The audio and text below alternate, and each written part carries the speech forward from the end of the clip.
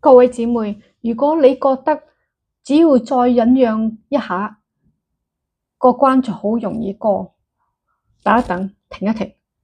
忍讓喺高峰期嘅高衝突底下嘅婚姻入邊，往往唔係愛，而係你係冇意識底下放棄咗自己。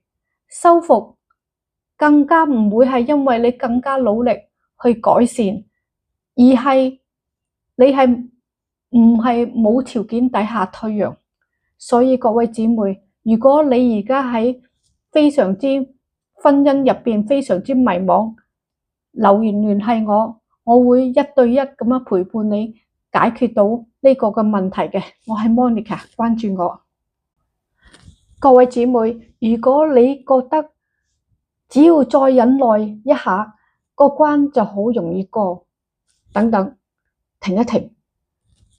忍讓喺高峰期嘅衝突個婚姻入邊，往往咧係唔係因為愛，而係你冇意識咁樣去放棄咗自己。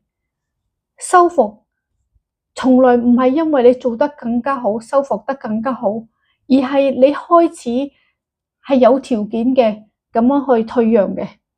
所以姊妹們，如果你而家婚姻入邊正處於非常之迷茫，聯繫我，我會一對一陪你走出呢個難關嘅。我係 Monica， 關注我。